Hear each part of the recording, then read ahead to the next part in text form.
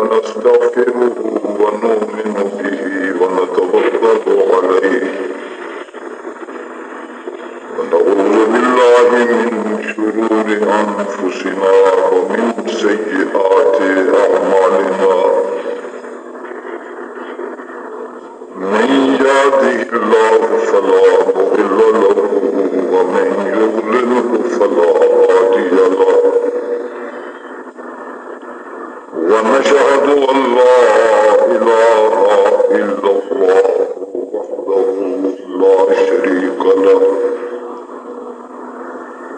وحده لا شريك له ونشهد أن سيدنا ومولانا ونبينا وشفيعنا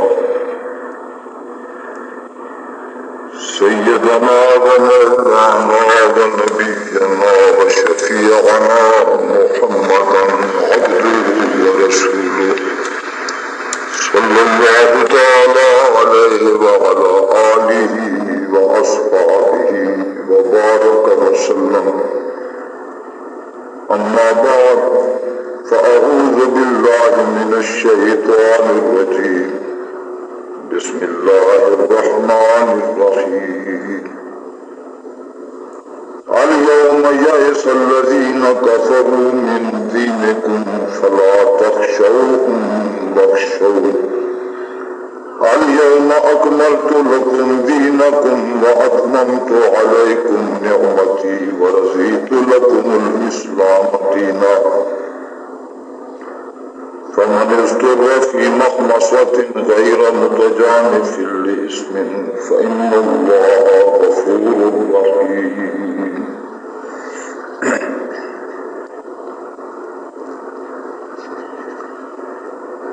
آج تمہارے دین سے کافر نا امید ہو گئے ہیں.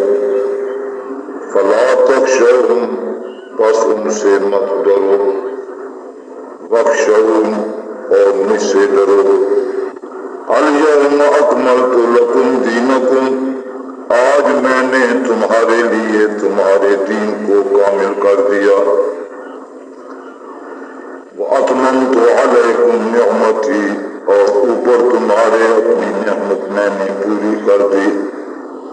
ورضیت لکم الاسلام دینا اور تمہارے لیے میں نے اسلام کا دین پسند کیا.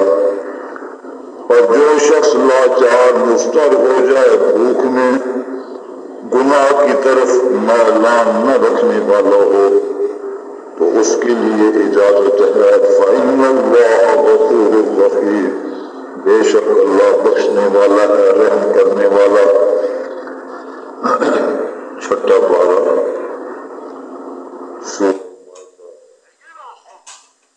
سورت کا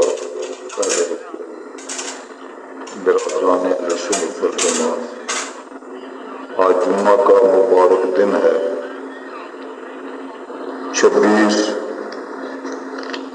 شوال 1406 ہجری انگریزی تاریخ ہے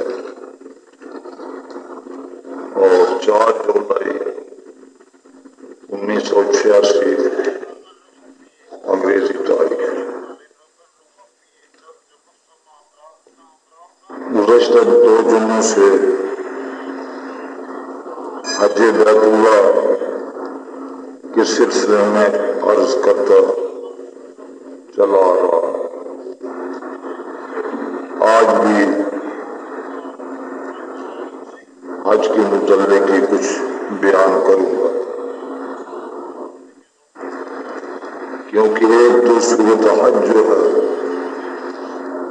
جس کی آیتیں پہلے جمعہ پر میں نے تلاوت کی ہیں اس کا نام ہی سورہ حج ہے اور اس میں حج کے احکام کا بیان ہے. اور حج اسلام کا بہت اہم رکن ہے اور حج اتنی جامع عبادت ہے کہ ساری عبادتیں اس کے اندر کی جاتی ہیں. زبان سے بھی بدن سے بھی اور مال سے بھی قربانی کرتے ہیں. یہ والی عبادت ہے۔ زبان سے تلبیہ کہتے ہیں لبیک لبیک اور اللہ کا نام لیتے ہیں، یہ قولی زبانی عبادت ہے۔ اور طواف کرتے ہیں، عرفات میں جاتے ہیں، یہ ساری بدنی عبادتیں ہیں۔ تو اندازہ فرمائیں کہ اس امت کے لیے اللہ تعالیٰ نے جو حج مقرر فرمایا ہے تو کتنی عظیم الشان نعمت ہے۔ اور حج کا طریقہ اور طواف کا طریقہ قرآن مجید میں بیان نہیں فرمایا۔ جس طرح دوسری عبادات کا عملی نمونہ قرآن مجید میں نہیں ہے، اشارات ہے۔ نبی کریم رحمت للعالمین صلی اللہ علیہ وسلم نے اللہ کی وہ عبادات اللہ کے حکم کے مطابق جس طرح ادا کی ہیں اسی طرح قیامت تک ہر مسلمان نے وہ عبادت جو ہے سر انجام دینی۔ نماز اس طرح ہم نے پڑھنی ہے جو حضور نے پڑھی، روزہ زکوٰۃ بھی اسی طرح ہم نے حج کرنا ہے جس طرح نبی کریم صلی اللہ علیہ وسلم نے حج کیا۔ یہ سمجھا رہا ہوں مسئلہ کہ سنت رسول کی اتباع کتنی ضروری ہے۔ حضور کے طریقے کی پیروی کے بغیر قرآن کی عملاً پیروی نہیں ہو سکتی۔ یہ سمجھ لو اچھی طرح، کیونکہ آج کم سمجھی کا زمانہ ہے، بے دینی الہات کا دور ہے۔ اگر کوئی آدمی اسلام کو مانتا بھی ہے یا اللہ کی عبادت کرتا بھی ہے تو وہ سمجھتا ہے کہ جو میرا جی چاہتا ہے، جس طرح میں چاہتا ہوں اس طرح میں اللہ کی عبادت کروں، تو وہ عبادت نہیں رہتی، وہ اس کی نفسانی خواہش کے مطابق گویا ہو کر گناہ بن گئے۔ عبادت وہ ہے جو رسول پاک سرور کائنات صلی اللہ علیہ وسلم کی عبادت کے مطابق ہو، خلاف نہ۔ اسی طرح طواف ہے، قرآن مجید میں یہ مذکور نہیں ہے کہ 7 چکر تم لگاؤ حجر اسود سے شروع کرو تو یہ طواف ہو۔ طواف کا حکم تو ہے، طواف کا حکم تو قرآن مجید میں ہے کہ اس قدیمی گھر کا حاجی لوگ طواف کریں۔ کیسے کریں، کتنے پھیرے ہیں، کتنے چکر ہیں، یہ آپ کو قرآن مجید میں نہیں ملے گا۔ تو اب قرآن مجید کے طواف پر عمل ہم کہاں سے کریں گے، سیکھیں گے؟ حضرت محمد الرسول اللہ صلی اللہ علیہ وسلم کے طواف سے، کہ جو قرآن مجید نے طواف کا حکم دیا تو وہ حضور نے طواف کیا، اور وہ بھی اللہ کے حکم کے تحت کیا، حدیث کی گئی کے ذریعے کیا۔ ایک مسئلہ۔ دوسرا مسئلہ یہ کہ ہم لوگ تو وہاں موجود نہیں تھے، ہم نے تو نبی کریم صلی اللہ علیہ وسلم کو خانہ کعبہ کا طواف کرتے ہوئے نہیں دیکھا تھا، تو حضور کا طواف ہمیں کہاں سے ملا؟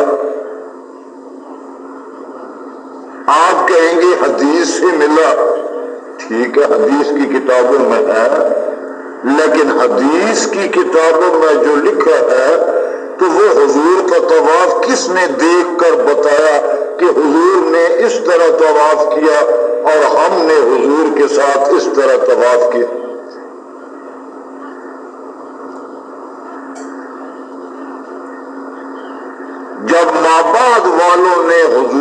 طواف نہیں دیکھا تو تسلیم کرنا پڑے گا کہ جنہوں نے حضور کے ساتھ حضور کی حکم سے طواف کیا، بلکہ مدینہ منورہ سے چل کر رحمت للعالمین کے ساتھ آئے حج کرنے، طواف کرنے، حضور آگے آگے طواف کر رہے ہیں بیت اللہ کا، اور اصحاب رسول صلی اللہ علیہ وسلم حضور کی پیروی میں یہ نہیں پوچھتے کہ یا رسول اللہ آپ یہ ایسا کیوں کر رہے ہیں، وہ جانتے ہیں کہ قرآن کا طواف حضور کر رہے ہیں، حضور کو اللہ نے بتایا تو جس طرح حضور کر رہے ہیں ہم نے تو اسی طرح کرنا ہے۔ انہوں نے عملاً طواف حضور کی اتباع میں حضور کی جلوے پا کر کیا، اور آگے جو بعد میں آنے والے مسلمان تھے ان کو بتایا کہ قرآن کا طواف حضور نے اس طرح کیا تھا تو تم بھی قرآن کا طواف اس طرح کرو جس طرح رسول اللہ صلی اللہ علیہ وسلم نے کیا تھا۔ اب اگر صحابہ کی بات پر یقین نہ ہو کہ حضور نے 7 چکر لگا کے طواف کیا تھا تو بتاؤ قرآن کے طواف پر کسی مسلمان کو یقین ہو سکتا ہے؟ تو ہم جس طرح رحمت للعالمین کے طواف کی پیروی کے محتاج ہیں تاکہ قرآن کا طواف ہمیں نصیب ہو جائے، اسی طرح صحابہ کرام کے طواف کی بھی محتاج ہیں کہ صحابہ کرام نے طواف کیا حضور کو دیکھ کر، اور ہم نے صحابہ کو دیکھ کر طواف کرنا۔ یہ ذریعہ اور واسطہ ہے باقی امت کے لیے۔ اگر صحابہ کے طواف یا صحابہ کی بات پر اعتماد نہیں ہوگا تو حضور کا طواف تو انہوں نے دیکھا ہے، تو اس لیے حضور کے طواف پر اعتماد نہیں ہو سکتا۔ حضور کے طواف پر اعتماد اس وقت ہوگا جب اللہ کے قرآن کے طواف پر اعتماد ہوگا۔ تو یہ سمجھا رہا ہوں کہ اللہ پاک نے اپنا حکم، اپنی وحی بھیجی حضور کے پاس، حضور نے اپنے اصحاب کو سمجھائی، بتائی، عمل کر کے دکھایا، اور صحابہ نے حضور سے وہ عمل سیکھا، بعد کی امت کو پہنچا دیا۔ ہر نیکی اور ہر عبادت میں آپ یہ اصول یاد رکھیں تو آپ کی نیکی عبادت انشاءاللہ قبول ہوگی۔ اور اس صحابہ کی پیروی کو چھوڑنے کے یہ نتائج ہیں کہ جس کا جی چاہتا ہے کہتا ہے کہ نہیں قرآن کو میں اس طرح سمجھتا ہوں، حدیث کو میں اس طرح سمجھتا ہوں۔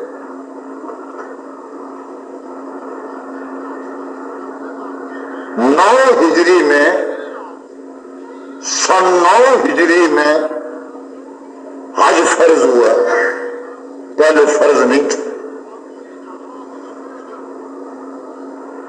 کرتے تھے تو وہ نفلی حج تھا۔ قریش حج کرتے تھے، حضرت ابراہیم علیہ السلام کا حج جو تھا اس کا نمونہ قوم میں چلا آ رہا تھا، لیکن لوگوں نے اس میں کمی بیشی کر دی تھی۔ قریش مکہ تلبیہ بھی پڑھتے تھے، لبیک لبیک بھی پڑھتے تھے، آج بھی حاجی تلبیہ پڑھتے ہیں۔ یہ لفظ تلبیہ نہیں ہوتا، اردو خان تلبیہ پڑھتے ہیں نا، تلبیہ۔ تلبیہ کا معنی کیا ہے؟ لبیک لبیک لا شریک لک لبیک ان الحمد والنعمت لک والملک لا شریک لک، یہ تلبیہ۔ اس میں نہ کوئی لفظ بڑھانا ہے نہ اس سے کوئی گھٹانا ہے، کیونکہ رسول پاک صلی اللہ علیہ وسلم نے یہ پڑھا، صحابہ نے پڑھا، ہم تک پہنچا۔ قریش چونکہ شرک کا عقیدہ رکھتے تھے، اپنی ناقص عقل سے انہوں نے اللہ کی عبادات میں کمی بیشی کر دی تھی، اس کا نقشہ بگاڑ دیا تھا۔ تو تلبیہ کے اندر انہوں نے یہ اضافہ کیا لبیک لبیک لا شریک لک لبیک الا شریکا تملکہ وما ملک. یہ اپنی طرف سے بڑھا، یہ اپنی طرف سے بڑھایا، حضرت ابراہیم خلیل اللہ نے نہیں بڑھا. اب جو رواج قوم میں پڑھ جائے، اب سارے قریش جو ہے نا یہی تلبیہ پڑھتے تھے، تیرا کوئی شریک نہیں. یہ تو کہتے تھے نا حاضر ہو گیا وہاں لبیک کا معنی کیا؟ حاضر ہو، تیرے گھر میں حاضر ہو گیا ہوں، تیرا کوئی شریک نہیں مگر الا شریکا تملکہ وما ملک، مگر تیرا وہ شریک ہے اور تو کوئی شریک نہیں مگر جس کو تو نے اپنا شریک بنایا ہے وہ ہے شریک. بے اللہ نے شریک کہا بنا، بس یہاں سے غیر اللہ کی عبادت شرک شروع.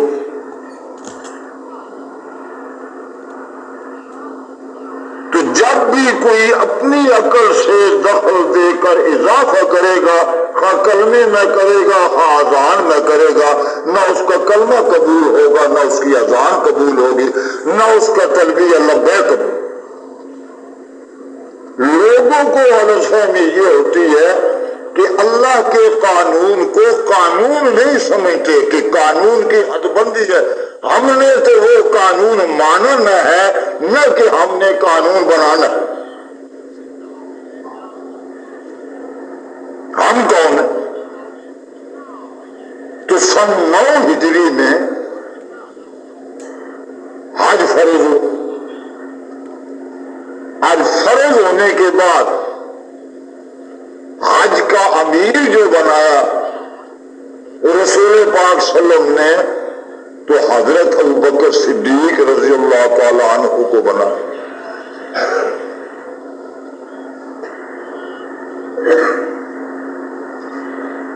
اور ان کے بعد سورت برات سورت توبہ جو نازل ہوئی تو وہ اس کا اعلان کرنے اور حاجیوں کے مجمع میں وہ سنانے کے لیے حضرت علی المرتضیٰ رضی اللہ تعالیٰ عنہ کو بھیجا. گویا امیر الحج حجاج تو حضرت صدیق اکبر تھے، لیکن یہ ڈیوٹی سورت توبہ کا اعلان جو تھا وہ حضرت علی المرتضیٰ نے حضور کے حکم سے کیا. اور تقریباً 300 صحابہ کرام اس حج میں مدینہ منورہ سے شریک ہوئے. جو وہاں تھے وہ جدا تھے. یہ پہلا حج جو فرض ہے. رسول پاک صلی اللہ علیہ وسلم خود اس حج کے لیے تشریف نہیں لے گئے. اب اس سے اگلے سال 10 ہجری میں جب یہ دن آئے حج کے تو خود رسول پاک صلی اللہ علیہ وسلم تشریف لے گئے. یہ حضور کا آخری حج ہے جس کو حجۃ الوداع کہتے ہیں. یہ حجۃ الوداع. اس کے بعد تھوڑے دن نبی کریم صلی اللہ علیہ وسلم اس دنیا میں تشریف فرما رہے. تو چونکہ یہ آخری حج تھا اور رسول پاک صلی اللہ علیہ وسلم نے خود حج کر کے دکھلانا تھا تاکہ قیامت تک آنے والے مسلمان یہ میرا حج دیکھیں، اس لیے زیادہ صحابہ کرام بھی ساتھ گئے. مدینہ منورہ سے بھی مکہ معظمہ میں بھی صحابی تھے کیونکہ سارا رخ فتح ہو چکا تھا. جہاں جہاں بھی صحابہ کرام تھے وہ حاضر ہوئے. روایات میں تعداد مختلف ہے. آخری تعداد جو ہے 1,24,000 کی بھی ہے اور 1,44,000 کی بھی. آج تو 30 لاکھ حاجی ہے نا، لیکن وہ جان تو نہیں ہے نا.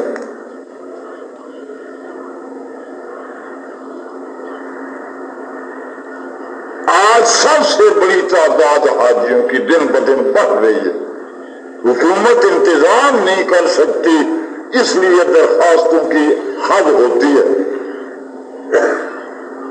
لیکن 30 لاکھ حاجی جمع ہوتے ہیں، اللہ ہی قبول کرے، نیک ہوتے ہیں، مخلص ہوتے ہیں، بڑے بڑے بزرگ جاتے ہیں، لیکن 29 لاکھ کا کافروں پر کوئی روح وقار نہیں ہے، ان کی یہ حیثیت نہیں ہے کہ کافر دنیا سمجھے کہ یہ 3 لاکھ مسلمان جو ہیں یہ ہم کا غالب ہے، کوئی ہے؟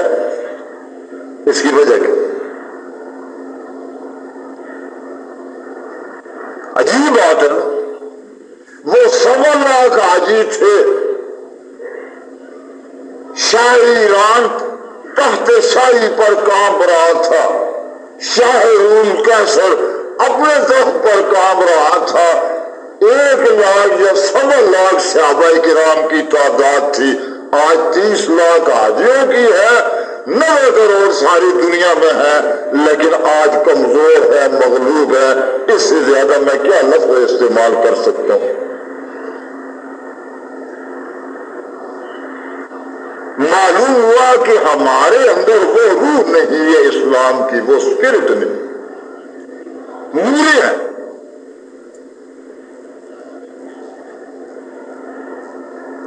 صحابہ کرام کو جو ہم مانتے ہیں وہ اتنا مانتے نہیں، اچھے تھے، نیک تھے، جنتی تھے، یہ نہیں کہتے کہ صحابہ کرام نے کس طرح اسلام کی پیروی کی، کس طرح اسلام کی حفاظت کی، اور کس طرح اسلام کے دشمنوں کے مقابلے میں اپنی جانیں قربان کر دی، ہم یہ نہیں سوچتے، نہ یہ عمل کرنے کے لیے تیار، بس یہ خراب ہے۔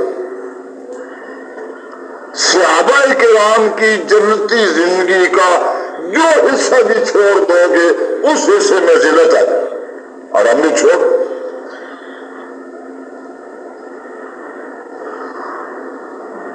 اب اندازہ فرمائیں کہ ایک وہ وقت تھا کہ رسول پاک صلی اللہ علیہ وسلم اللہ کے حکم سے رات کی تاریکی میں جبکہ قریشی جوانوں نے تلواریں سونت کر حضور کے گھر کا محاصرہ کیا ہوا تھا کہ جب نکلیں گے قتل کر دیں گے، یہ ہے کہ نہیں؟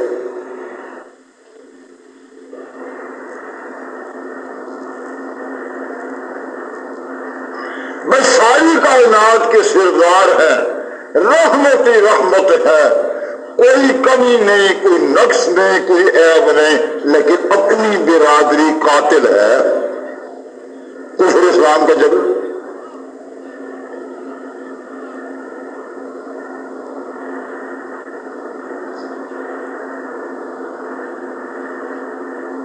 اور آپ کے خون کے پیاسے ہیں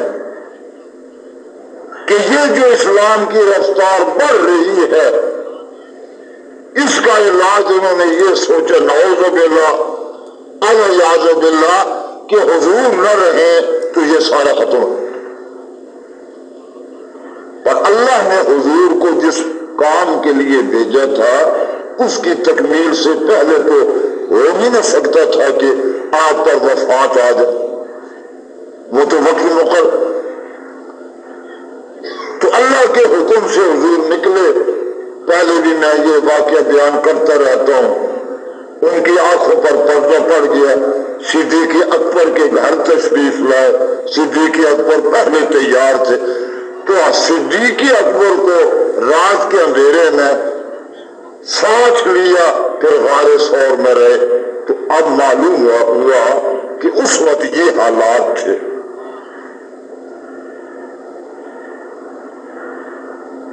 کہ اللہ کا حکم تھا کہ مکے کی سرزمین کو چھوڑ دیں، مدینہ آئے۔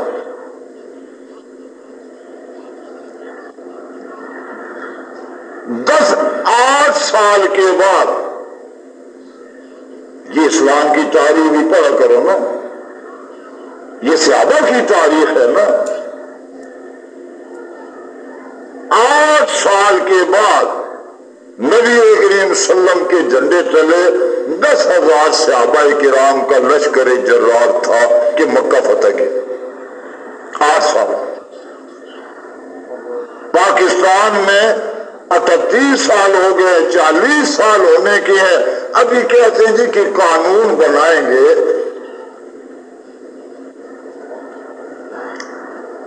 حد ہے نا.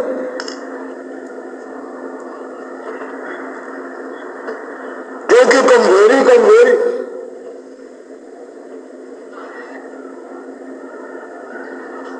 ساری دنیا کے طالب ہیں, دین کا طالب تو کوئی ہوگا.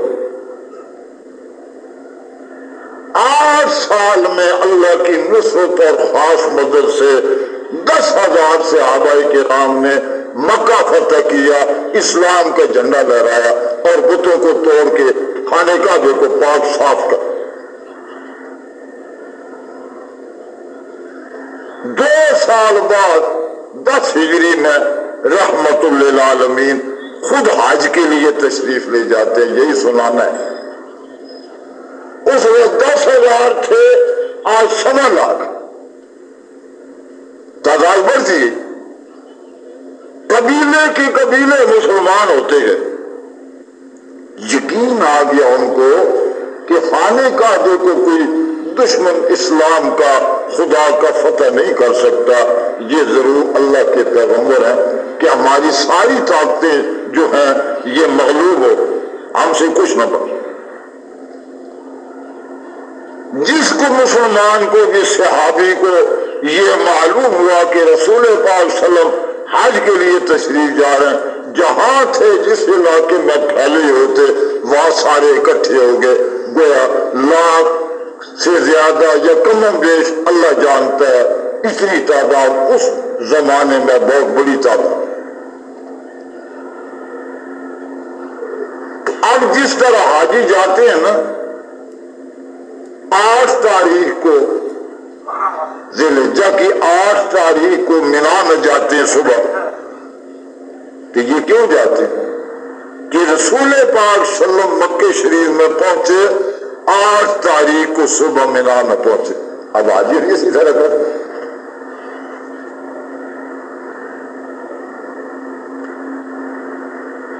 9 کو صبح نماز پڑھ کر نبی کریم صلی اللہ علیہ وسلم مینا سے چلتے ہیں عرفات کے لیے. اب حاجی 9 تاریخ صبح نماز پڑھ کر مینا سے چلتے ہیں. بھئی اپنی طرف سے نہیں مانتے, یہی سنت رسول ہے, حج کی سنت, حج کا طریقہ.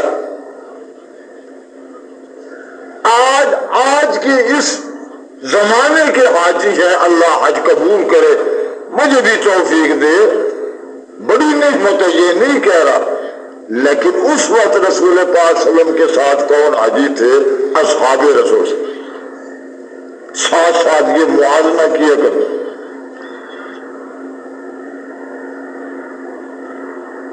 ساری کائنات کے سردار ہیں, مینا میں جاتے ہیں تو صحابہ کی جماعت ساتھ ہے.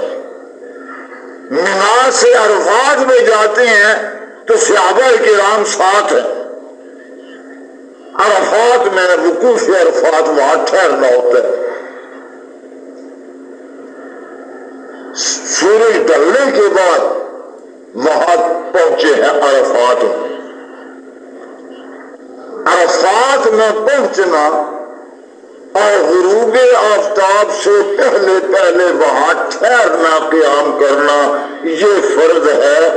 اگر کوئی آدمی یہ نہیں کر سکا, باقی سارے حج کے ارکان ادا کر دیے, اس کا طواف نہیں ہو. آفتاب غروب ہونے سے پہلے پہنچ جائے, خواہ 1 منٹ عرفات کے میدان میں حاضر ہو جائے, اس کا حج ہو جائے. کیونکہ وہاں مغرب کی نماز نہیں پڑھنی, کیونکہ حضور نے نہیں پڑھی, حضور نے نہیں پڑھی, صحابہ نے ساتھ نہیں پڑھی. اس لیے اب حاجی عرفات کے میدان میں مغرب ہو جاتی ہے, وہاں نماز نہیں پڑھ سکتی. مغرب ہو جانے آنے کے بعد قافلے چلیں گے، پہلے بھی نہیں چلیں گے، کہ حضور غروب آفتاب کے بعد چلے تھے۔ جو حضور نے کیا وہ ہم نے کر۔ مزدلفہ میں پہنچتے ہیں، مغرب اور عشاء کی نمازیں وہاں اکٹھی پڑھی جاتی ہیں،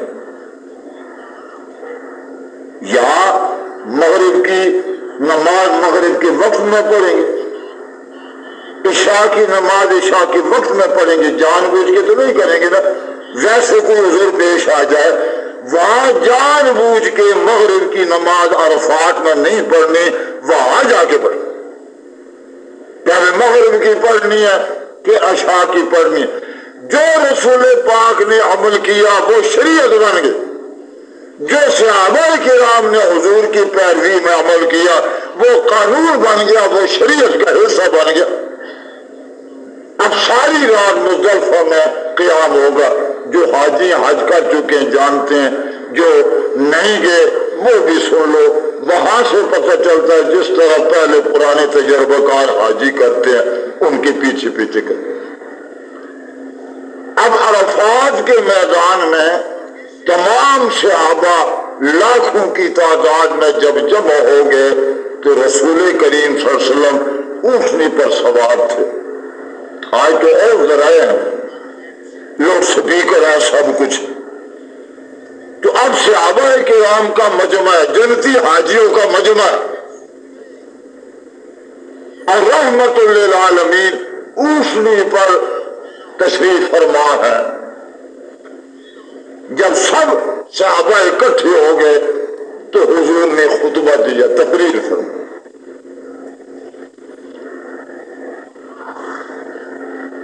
اور اونٹنی پر سوار تھے، ایک صحابی تھے، انہوں نے اونٹنی کی مہار پکڑی تھی، وہ اونٹنی کی جو جال منہ سے نکلتی تھی وہ ان کے سر پر پڑ رہی تھی۔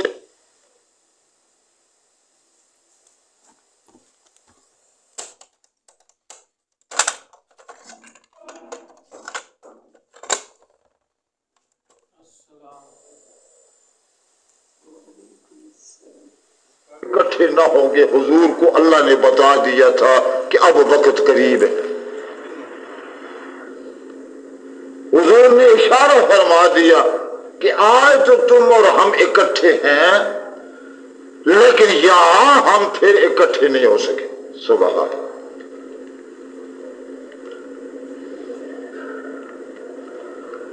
لوگوں، تمہارے خون، تمہارے مال، تمہاری عزتیں ایک دوسرے پر ایسی ہی حرام ہیں جیسا کہ تم آج کے دن اس شہر کی، اس مہینہ کی حرمت کرتے ہو۔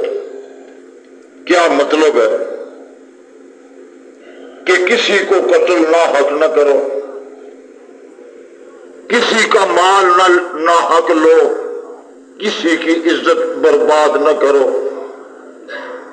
جس طرح آج حج کا دن ہے، خانے کعبے میں لڑنا لوٹنا سب حرام ہے، حضور نے فرمایا اس طرح ہمیشہ کے لیے تم آپس میں مسلمان بھائی بھائی ہو، تمہارے لیے ناجائز قتل، ناجائز مال، ناجائز عزت آبرو یہ سب حرام ہے۔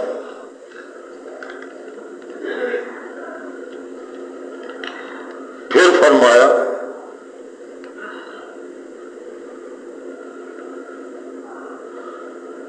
لوگوں تمہیں ان قریب خدا کے سامنے حاضر ہونا ہے، خبردار میرے بعد گمراہ نہ بن جانا کہ ایک دوسرے کی گردنیں کاٹنے لگو۔ یعنی ہر آدمی یہ تصور کرے کہ جس طرح حج میں سارا اجتماع اکٹھے ہیں اس طرح اللہ کے سامنے تمام بنی آدم نے اکٹھا ہونا ہے، وہاں حساب کتاب ہونا ہے۔ اس لیے تم اپنے حقوق کا تحفظ کرو۔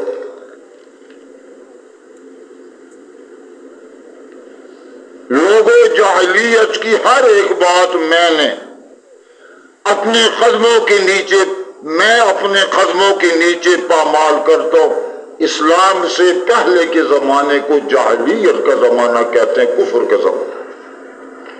سب کچھ ہوتا تھا، جو کچھ اسلام سے پہلے رسم رواج جو کچھ تھا، میں آج قدموں کے نیچے ان کو پامال کرتا ہوں، مٹاتا ہوں، سب ختم کرتا ہوں۔ آج اسلام ہے، آج شریعت محمدی، آج اللہ کا دین۔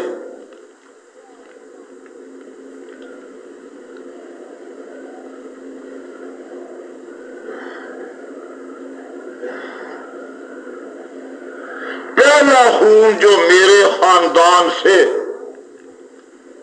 یعنی ابن ربیعہ ابن الحارث کا خون جو بنی سعد میں دودھ پیتا تھا اور حذیل نے اسے مار ڈالا تھا، حضور کے خاندان کا آدمی قبیلہ حذیل نے قتل کیا تھا، قتل کا بدلہ قتل شریعت میں جائز ہے۔ حضور نے فرمایا کہ میں یہ قتل آج معاف کرتا ہوں، اپنے گھر سے شروع، میں یہ معاف کرتا ہوں، کوئی ہم کے ساتھ نہیں لیتے، میں چھوڑتا ہوں۔ جاہلیت کے زمانے کا سود ملیا میٹ کر دیا گیا۔ پہلا سود اپنے خاندان میں جو میں مٹاتا ہوں وہ حضرت عباس ابن عبد المطلب کا سود ہے۔ جو پہلے سود تھا نا لوگوں نے دینا تھا، سود جائز تھا، اور اصل رقم جو تھی وہ لے سکتا تھا۔ رحمت للعالمین نے فرمایا کہ جاہلیت کی ساری رسمیں آج میں قدموں کے نیچے پامال کرتا ہوں، اپنے گھر سے میں شروع کرتا ہوں۔ میرے چچا حضرت عباس کا جس نے کوئی پہلے سود کا دینا تھا، میں اس کو چھوڑتا ہوں، میں اس کو ختم کرتا ہوں۔ پھر فرمایا فاتقوا اللہ فی النساء، عورتوں کے بارے میں اللہ سے ڈرتے رہنا، عورتوں کے بارے میں اللہ سے ڈرتے رہنا، یعنی عورتوں کے حقوق کی حفاظت کرنا، کیونکہ اسلام سے پہلے عورتیں جانوروں سے بھی بدتر سمجھی جاتی تھی۔ یہ اسلام ہی کی رحمت ہے کہ مرد کے حقوق اور عورت کے حقوق جو ہے وہ محفوظ کر دی، کیونکہ پہلے عورت کو وراثت سے کوئی حصہ نہیں ملتا تھا۔ بچی پیدا ہوتی تھی تو آر کی وجہ سے یا اس وجہ سے کہ اس کو کھلانا پڑے گا، بیٹا ہوگا ساتھ لڑائی کے لیے معاون بنے گا، خود باپ جا کے گڑھ کھود کے ان کو دفن کر دیتے تھے۔ اسلام نے قرآن میں حدیث میں عورتوں کے صحیح حقوق جو ہے وہ محفوظ کر دی، لیکن آج عورتیں عورت بن کے حقوق نہیں لیتی، آج عورتیں مرد بن کے حقوق لیتی۔ مرد عورتیں بن گئے، عورتیں مرد بن ہے کہ نہیں؟ یہ کودتی ہیں، چھلانگیں لگاتی ہیں، اسمبلیوں میں تقریریں کرتی ہیں، نعرے لگاتی ہیں، یہ عورت کا حق نہیں ہے، یاد رکھو۔ عورت کا حق وہ ہے جو بحیثیت عورت شریعت نے دی ہے، وہ نہ مرد بن سکتی ہے نہ مرد عورت بن سکتی۔ مرد بچے نہیں پیدا کرے گا، عورت بچے پیدا کرے گا۔ مرد کے لیے پردہ نہیں ہے، عورت کے لیے پردہ ہے، قرآن مجید میں ہے کہ نہیں؟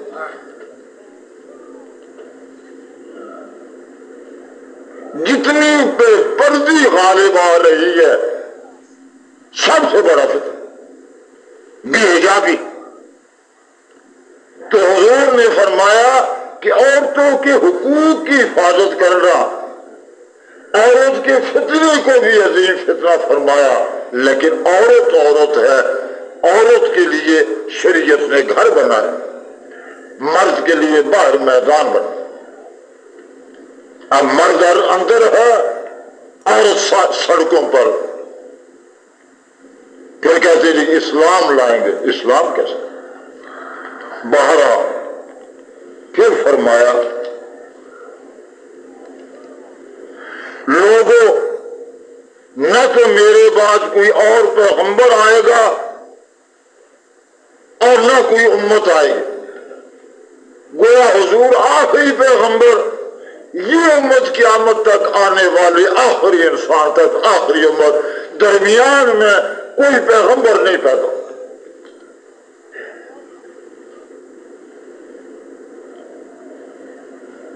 فرمایا خوب سن لو، اپنے پروردگار کی عبادت کرو، ساری چیزیں اپنے پروردگار کی عبادت کرو، پنجگانہ نماز ادا کرو۔ سن لو جو نماز کی پابندی نہیں کرتے، بعض لوگ ہیں نا صبح کی نہیں پڑھیں گے، کوئی عشاء کی نہیں پڑھیں گے، تو یہ اللہ کے قانون کی پابندی تو نہیں ہے نا، یہ تو جی چاہتے ہے پڑھ لی، جی چاہتے ہے نہ پڑھی۔ اس لیے حضور نے حجۃ الوداع کے خطبے میں تاکید سے فرمایا، اے لوگو اللہ کی عبادت کرو اور 5 وقت نماز کی پابندی کرو۔ اللہ تعالیٰ ہم سب کو پابندی نصیب ہے۔ زیادہ لوگ بے نماز،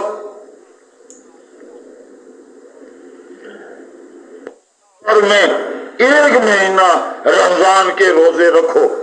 اب جو لوگوں نے رمضان کی بے حرمتی کی ہے وہ آپ زیادہ جانتے، یہ امت ہے، یہ قوم ہے، پھر کہتے جی کہ ہم ذلیل ہیں۔ کافر بھی نماز نہیں پڑھتا، کافر بھی روزہ نہیں رکھتا، حضور کو بھی نماز نہ پڑھے، روزہ نہ رکھے، تو شکل میں تو صورت میں تو کوئی فرق نہیں ہے نا، اور ویسے بھی کوئی فرق نہیں۔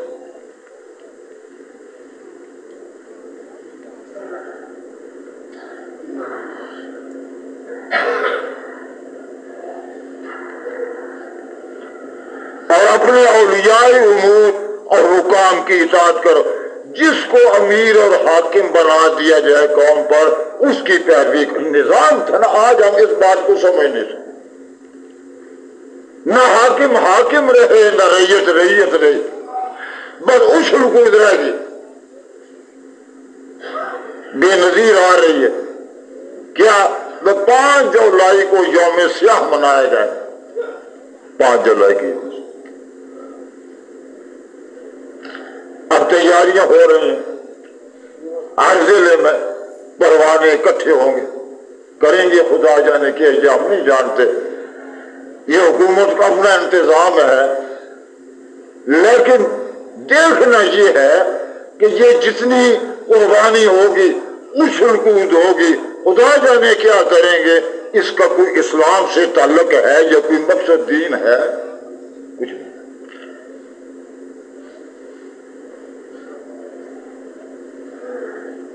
یہ وہ ملعون سیاست ہے جس نے ساری قوم کو تباہ کر دیا، یہ سیاست ہے، عبث اقتدار ہے،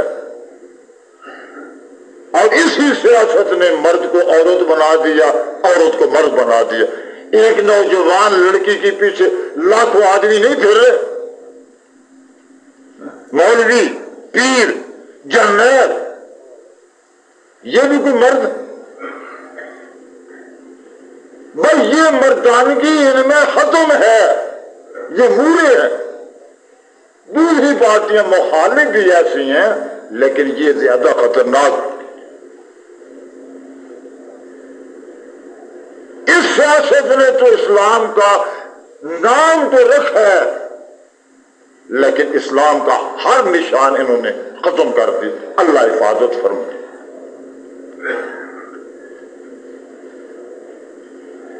پھر فرمایا انتم تسألون عنی،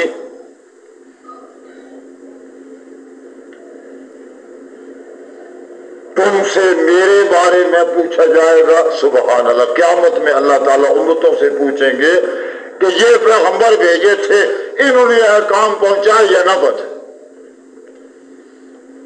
اللہ کا انصاف ہے نا، عدالت ہے، پیغمبروں نے احکام پہنچائے، وہ معصوم ہیں، لیکن اتمامی حجت ہے۔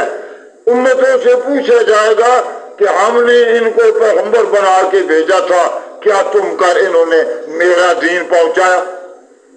تو رحمت للعالمین آخری گواہی لے رہے ہیں اپنے اصحاب سے، سبحان، کہ میرے بارے میں قیامت میں تم سے پوچھا جائے گا، تم کیا جواب دو گے؟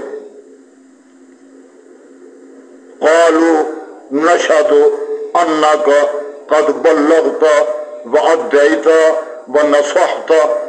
تمام صحابہ کرام نے یک زبان ہو کر عرض کیا کہ یا رسول اللہ قیامت کے دن ہم کہیں گے کہ آپ نے اپنا فرض تبلیغ کا ادا کر دیا، آپ نے ہم تک اللہ کا دین پہنچا دیا، آپ نے صحیح ہم کو نصیحت پہنچا دی.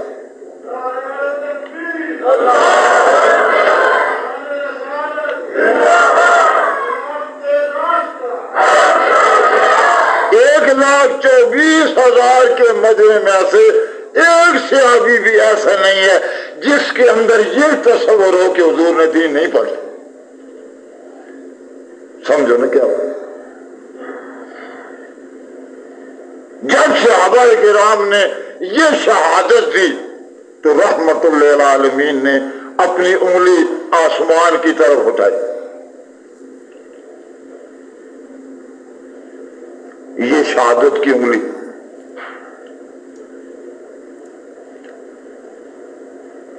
فقال بِإِسْبِ سبابت یرفعها إلى السماء. آپ نے یہ سبابہ کی انگلی جس کو شہادت کی انگلی کہتے ہیں یہ آسمان کی طرف اٹھائی اور عرض کرتے ہیں اللہم شہد اللہم شہد اللہم شہد. اے اللہ گواہ رہنا، یا اللہ گواہ رہنا، یا اللہ گواہ رہنا. میرے اصحاب، میرے یہ پروانے آج میری رسالت اور میری تبلیغ رسالت کی گواہی دے رہے. سبحان اللہ. حضور نے یہاں ہی صحابہ سے گواہی دی.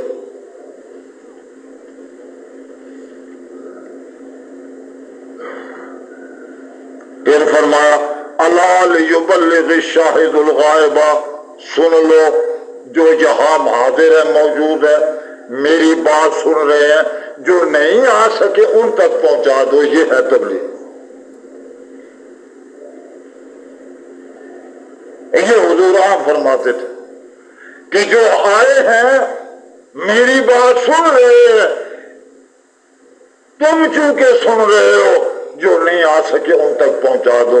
صحابہ کرام دیانتدار تھے، پرہیزگار تھے، حضور کی ہر بات سنتے تھے، سمجھتے تھے، اور گھر میں جا کر جہاں بھی کوئی اور مسلمان ملتا تھا تو کہہ دیتے تھے بھائی آج رسول پاک صلی اللہ علیہ وسلم نے یہ فرمایا ہے، تو یہ بات ان تک پہنچی.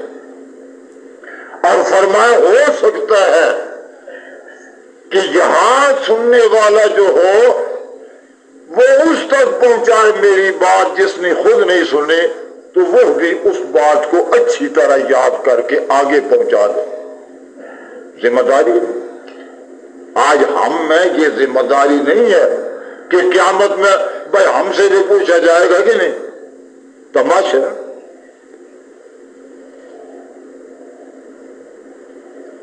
اپنی زندگی کو اس احساس کے ساتھ دین میں لگاؤ کہ اللہ کا جو فریضہ ہم پر عائد ہوتا ہے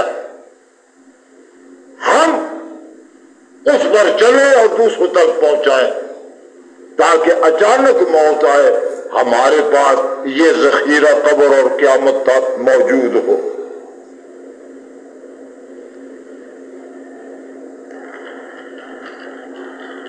تو یہ حجۃ الوداع کا ایک جامع خطبہ ہے. اب اس سے کیا ثابت ہوا؟ ہاں حج ہو گیا، ادا ہو گیا. جب حضور خطبہ ارشاد فرما چکے تو یہ آیتیں نازل ہوئی سورۃ مائدہ کی جو آج میں نے تلاوت کی ہیں. الیوم اکملت لکم دینکم واتممت علیکم نعمتی ورضیت لکم الاسلام دینا.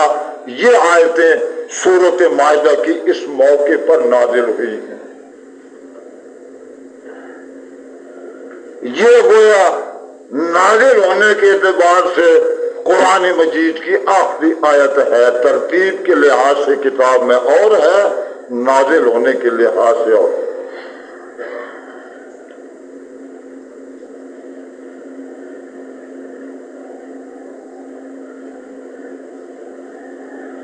الیوم یعنی وہ دن جو تھا جب سرکار دو عالم نے خطبہ ارشاد فرمایا، لاکھوں کا صحابہ کرام کا مجمع موجود تھا، حضور نے سب کو اپنی رسالت اور اپنی تبلیغ رسالت پر گواہ بنایا اور انگلی اٹھا کے اللہ تعالیٰ کی طرف، اللہ تو ہر جگہ ہے لیکن اللہ کے جلوے چونکہ آسمان میں ہے زیادہ اور وہاں سے بھی نازل ہوتی ہے، فرشتے آتے ہیں، اس لیے حضور عام طور پر اوپر دیکھتے تھے کہ کوئی فرشتہ آ رہا ہے یا کچھ چیز آ رہی ہے تو فرمایا اللہم اشہد اللہم اشہد اللہم اشہد۔ تو اب اللہ نے بشارت دی اور تکمیل دین کی خوشخبری سنائی کہ آج کے دن اکملت لکم دینکم، آج کے دن میں نے تمہارے لیے تمہارے دین کو کامل کر دیا۔ یہ تم کون ہیں؟ ہم تو نہیں ہیں۔ جو مجمع حاجیوں کا حضور کے سامنے بیٹھا ہوا موجود ہے، ان کو اللہ فرماتے ہیں کہ تمہارے لیے تمہارے دین کو آج میں نے کامل کر دیا، سارے احکام مکمل نازل۔ یہ ان کے لیے خوشخبری ہے، ہمیں پتہ نہیں کہ یہ کیا خوشخبری ہے۔ یہ ان کے لیے خوشخبری ہے، مارے کھائیں، انگاروں پر لٹائے گئے، گھروں سے نکالے گئے، اپنے دشمن ہو گئے، سب اذیتیں برداشت کی، لیکن رحمت للعالمین کے قدموں کو نہیں چھوڑا۔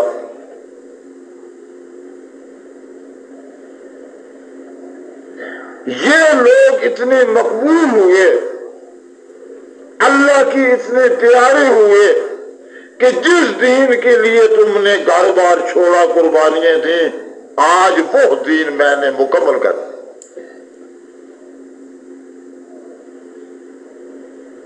اب کتنے خوش تھے کہ دین کے لیے ہم نے سب کچھ کیا، آج یہ دین کا ہمیں دین کی کیا کرے۔ وَأَكْمَلْتُ لَكُمْ دِينَكُمْ، اور آج میں نے تمہارے دین کو کامل کر دیا۔ سبحان اللہ۔ اس کا کیا مطلب ہے کہ تم صحابہ دین میں کامل ہو گئے، دین بھی کامل، اصحاب بھی کامل۔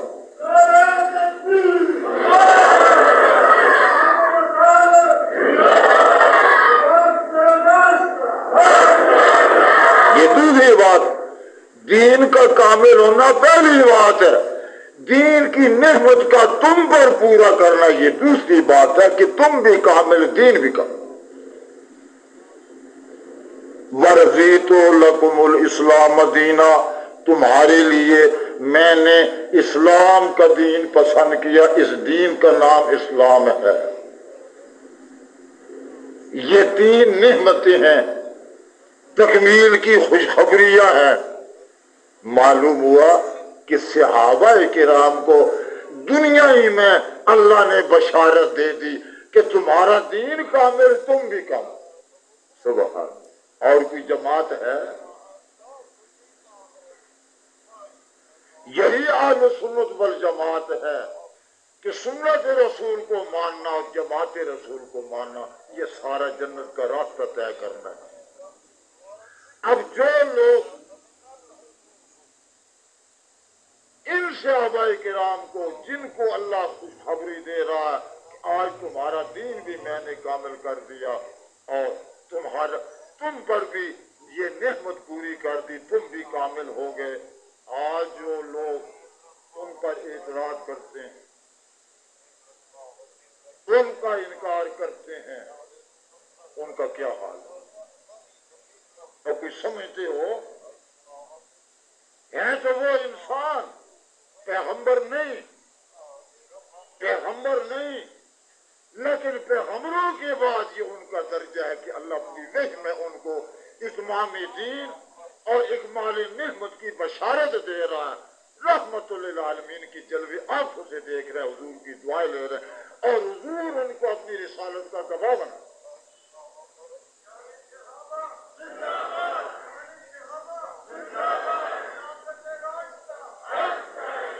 بتاؤ حضور تو ان کو اپنا سچا گواہ بنا کے اللہ کے سامنے پیش کر رہے ہیں۔ آج کوئی کہے کہ یہ سچے گواہ نہیں تھے، وہ قرآن اور خدا کا منکر نہیں ہے؟ آج اس کو لوگوں نے معمولی بات سمجھا۔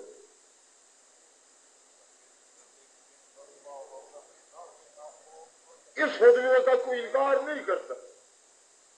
ان کی شہادت کی تصدیق اللہ نے اللہ سے کرائی کہ یا اللہ تو گواہ ہے کہ میرے اصحاب میرے رسالت کی گواہی دے۔ اگر یہ نعوذ باللہ گواہ سچی ہے، حضور کی گواہ رسالت سچی ہے، اور اعلیٰ یاذ باللہ ان صحابہ کو کوئی سچا نہیں مانتا، تو حضور کی رسالت کی گواہی اللہ کے سامنے اللہ بچ کہنا یہ سب صحیح ہو سکتا۔ اور یہ آخری حضور کی زندگی ہے، یہ اصحاب رسول کی شان ہے۔ یا اللہ جس طرح رسول پاک صلی اللہ علیہ وسلم نے اپنے اصحاب کو اپنے رسالت کا گواہ بنایا اور تجھ کو گواہ بنایا، ہم سنیے کہ ایمان ہے کہ اصحاب بھی سچے، رسول پاک بھی سچے، تو بھی وحدہ لا شریک سچا ہے۔ یا اللہ آخری سانس تک ہمیں اس عقیدے پر قائم دائم رکھنا۔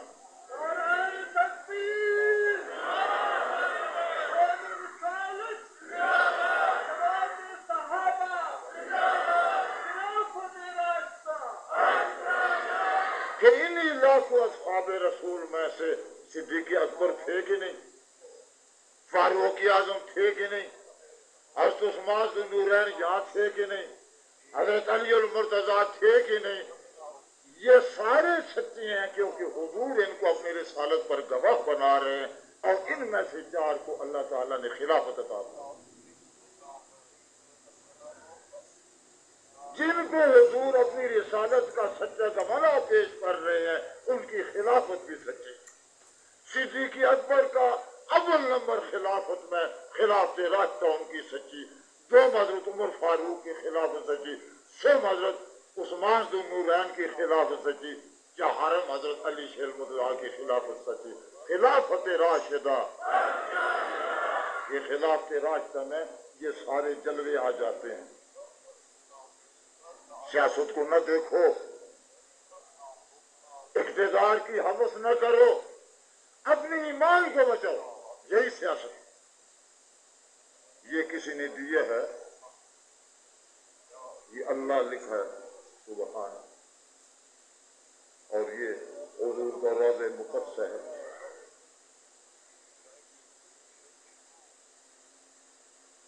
یہ کہاں سے لیے اور کیسا ہے؟ یہ جس نے دیے ہے ماشاءاللہ بہت مبارک ہے۔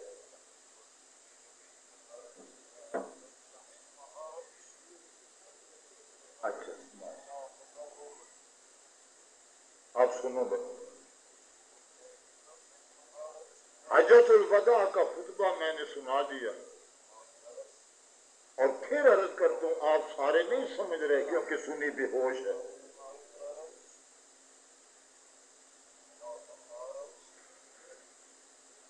صرف یہ نہیں کہ صحابہ نے حج کیا، وہ بھی بڑی نعمت ہے، حضور کے جلوے پر بڑی نعمت ہے۔ سب سے بڑی بات صحابہ کرام کی سچائی کی دلیل میں یہ ہے کہ حضور نے ان کو اپنی رسالت کا گواہ بنایا۔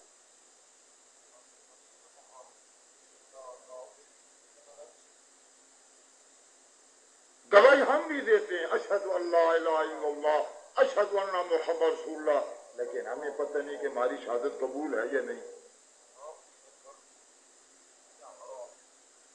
شہادت صحابہ کرام نے بھی دی اور حضور کے سامنے دی، حضور نے خود ان کو شاہد بنایا، شاہد بنایا کہ تم سے میرے بارے میں پوچھا جائے گا، تم کیا جواب دو گے؟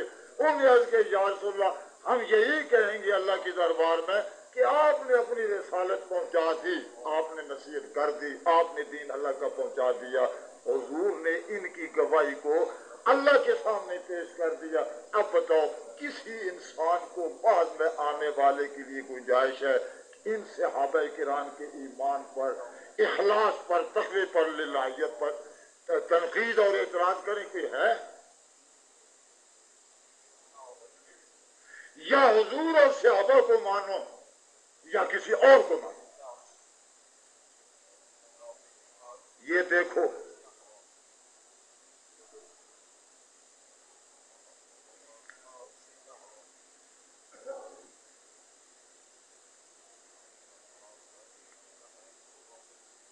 ایک سیاسی لیڈر ہیں، وہ لکھتے ہیں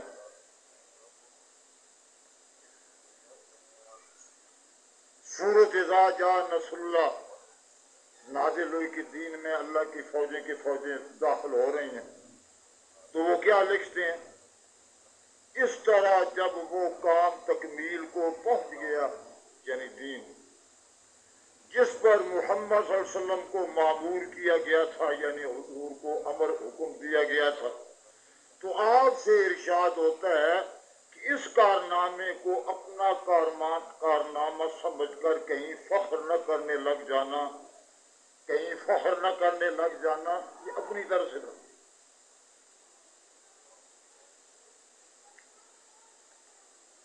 نقص پاک بے عیب ذات اور کامل ذات صرف تمہارے رب ہی کی ہے.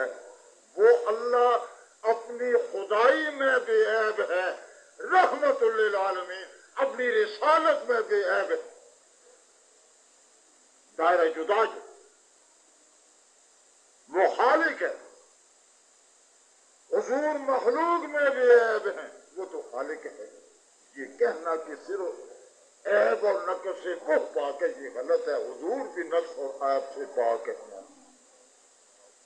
آگے سنو، لہذا اس کار عظیم کی انجام دہی پر اس کی تسبیح اور حمد و ثنا کرو اور اس ذات سے درخواست کرو کہ مالک اس 23 سال کے زمانہ خدمت میں اپنے فرائض ادا کرنے میں جو خامیاں اور کوتاہیاں مجھ سے سرزد ہو گئی ہیں، 23 سال میں کے زمانہ خدمت میں اپنے فرائض ادا کرنے میں جو خامیاں اور کوتاہیاں مجھ سے سرزد ہو گئی ہوں انہیں معاف فرمائیے.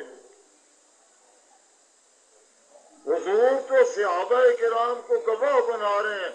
صحابہ کہتے ہیں یا رسول اللہ آپ نے کوئی کوتاہی نہیں کی، آپ نے سب کچھ پہنچا دیا، اور یہ کہہ رہے ہیں کہ حضور اللہ سے کہیں کہ مجھ سے جو اپنے فرائض میں کوتاہیاں ہو گئی ہیں اور یہ ہو گئے ہیں تو معاف کر دے. یہ ہے رسالت. یہ کون لکھ رہا ہے؟ ابو الاعلی مودودی صاحب. حد ہے. کوئی اعزاز جان رسول اللہ میں کوئی یہ بات ہے؟ یہ صورت نازل ہوئی یہاں 1,24,000 کے مجمع میں حضور نے جو شہادت اللہ کو گواہ بنا. کیا مطلب؟ صحابہ نے کیا فرمایا تھا کہ یا رسول اللہ آپ سے کچھ کوتاہیاں ہو گئی ہے. یہ ذرا اللہ ہدایت دے ان کو جو اب بھی اس کا پیچھا نہیں چھوڑ.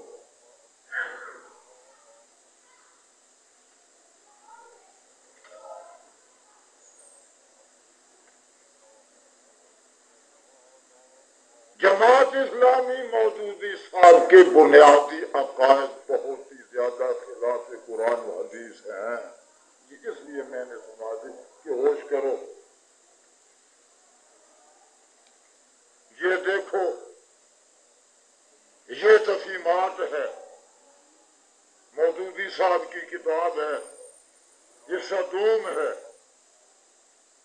صفحہ 43 پر لکھتے ہیں کہ اس دراصل انبیاء کے لوازم ذات سے نہیں ہے، بلکہ اللہ تعالیٰ نے ان کو منصب نبوت کی ذمہ داریاں صحیح طور پر ادا کرنے کے لیے مسلطاً خطا و لفظوں سے محفوظ فرمایا. ورنہ اگر اللہ کی حفاظت تھوڑی دیر کے لیے بھی ان سے منفک ہو جائے تو جس طرح عام انسانوں سے بھول چوک اور غلطی ہوتی ہے اسی طرح انبیاء سے بھی ہو سکتی ہے. جس طرح عام انسان غلطی کرتے اس طرح پیغمبر بھی کرتے.